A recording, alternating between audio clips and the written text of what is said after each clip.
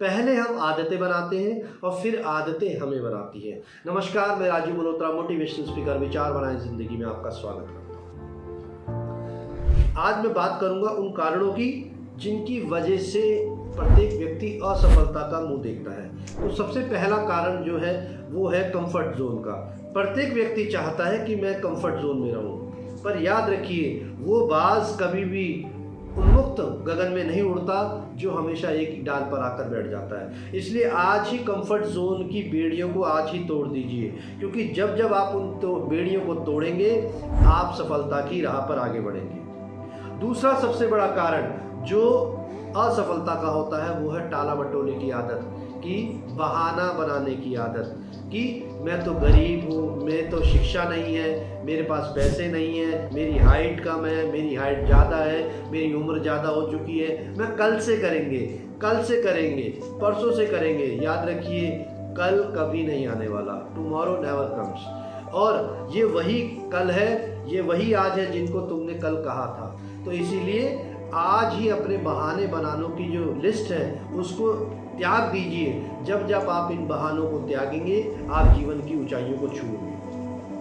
तीसरा सबसे बड़ा जो कारण है वो है नेगेटिव अप्रोच, नेगेटिव एटीट्यूड। याद रखिए जीवन में सफल उसी व्यक्ति को मिलती है सफलता जो पॉजिटिव एटीट्यूड रखता है। और कभी भी आप अखबार में, मैगजीन में ये नहीं देखेंगे कि कोई व्यक्ति नेगेटिव एटीट्यूड का है और वो क्या है, सफल हो गया है। इसीलिए आपने हमेशा अपने आप को क्या करना है, पॉजिटिव एटीट्यूड में रखना है। उस मक्खी की तरह कभी मत बनिए जो हमेशा चोट पर बैठती है, हमेशा उस भंवरे और तितली की तरह बनिए जो हमेशा फूलों पर बैठता है। तो इसीलिए नेगेटिव एटीट्यूड को आज ही छोड़िए और पॉजिटिव एटीट्यूड में रहना सीखिए। हमेशा याद रखिए कि प्रयास जो है नाकाम रहते हैं पर वो फेलियर नहीं कहलाते। उन प्रयास जो नाकाम प्रयास है उनसे भी आपको अनुभव मिला है। अगला कारण जो असफल होने का है वो है lack of discipline, self discipline. आत्म नियंत्रण बहुत जरूरी है। जब जब नदी किनारों के साथ बहती है तो वो नदी कहलाती है, पर जब वो नदी किनारे तोड़ देती है तो वो बाढ़ का रूप ले लेती है। जीवन में अनुशासन बहुत जरूरी है, चाहे वो अनुशासन शारीरिक हो, चाहे वो भावात्मक हो, चाहे वो मानसिक हो, चाहे वो किसी भी स्तर का हो, पर अनुशासन बहुत जरूरी है। पर जब हम इस अनुशासन को छोड़ देते हैं तो हम बर्बादी के स्तर पे चले जाते हैं और असफलता का मुंह हमें बार बार देखना होता है। अगला असफलता का कारण है हम डिसीजन पावर नहीं ले पाते। जब जब आप अपने जीवन का डिसीजन ना ले तो याद रखिए असफलता आपके कदम जरूर चूमेगी। और जिस दिन आप अपना खुद डिसीजन लेना शुरू कर देंगे अपनी ज़िंदगी का, तो याद रखिए आप सफलता की ओर अग्रसर होंगे। तो प्रमुख कारण जो है वो है डिसीजन ना लेना, क्योंकि आपकी ज़िंदगी है, कोई और डिसीजन अगर लेगा तो अपने फ़ायदे का ही फ़ायदा उठाएगा। तो इसलिए हमेशा डिसीजन पावर आपके अंदर होनी चाहिए। फेल होने का प्रमुख कारण और सही समय का इंतजार करना। कहते कि सही समय नहीं आता, कभी भी सही समय लाया जाता है। अगर आप ये सोचे कि रेड लाइट सारी ग्रीन होंगी तभी मैं घर से निकलूंगा, तो जीवन में आप कभी भी घर से बाहर कदम नहीं रख पाएंगे। इसलिए कभी भी जीवन में सही समय नहीं आता, सही समय लाया जाता है, सही समय को बनाया जाता है। और कैसे बनाया जाता है? समय का सदुपयोग करके। याद रखिए जीवन में रील बनाने के लिए समय है, पर रियल लाइफ बनाने के लिए आपके पास अगर समय नहीं है तो जिंदगी असफलता ही दिखाएगी। असफलता का, फेलियर होने का और एक महत्वपूर्ण कारण है हमेशा पास्ट में रहना।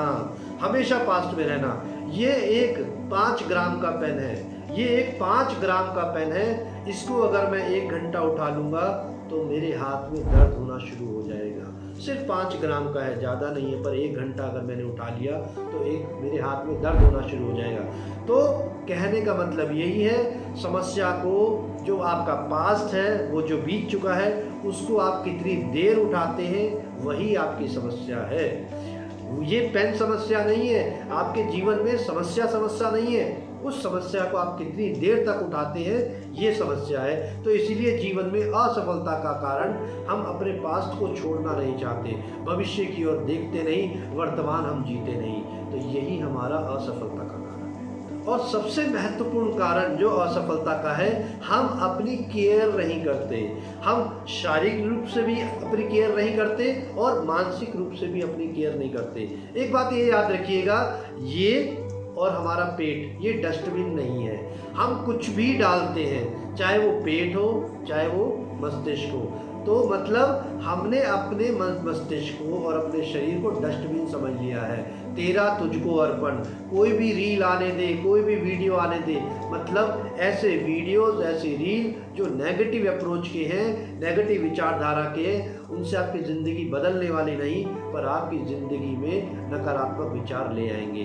तो ऐसे विचारों को यहाँ पर डालने की क्या ज़रूरत है। दूसरा, हम अपने शरीर में ऐसी चीज़ें डाल लेते जो हमारे शरीर को खुद कहता है कि भाई मत डाल हमारे शरीर में, हमारे शरीर के में मत डाल, पर हम उसको वही खिलाने को तैयार है जो हमारी ज़ुबान हमें अच्छा लगता है। लेकिन अगर आप रोज़ मेडिटेशन करते हैं, एक्सरसाइज करते हैं, योगा करते हैं, जॉगिंग करते हैं, रनिंग करते हैं, कुछ भी करते हैं ताकि आपकी स्वेटिंग हो, पसीना आए, तो आप अपनी सफलता की ओर एक कदम होते हैं। एक गोल्डन लाइन आपको आज मैं बता रहा हूँ, ये जो शरीर है यही आपका दोस्त है।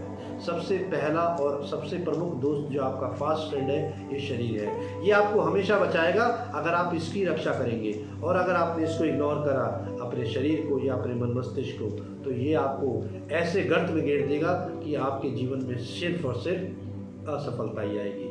इसलिए अंत में स्वस्थ रहिए, मस्त रहिए, अपने शरीर को अपना बेस्ट फ्रेंड बनाइए, नकारात्मक विचारों से दूर रहिए, किताबें पढ़िए, योगा करिए, मेडिटेशन करिए, जॉगिंग करिए। अरे कुछ तो कर, कुछ तो कर। ये लाइन बड़ी अच्छी लगती है मेरे को कि कुछ तो कर, पर यूं ही मत मर, जीवन में सफलता तेरे कदम चूमेगी। धन्यवाद, आपका दिन मंगलमय।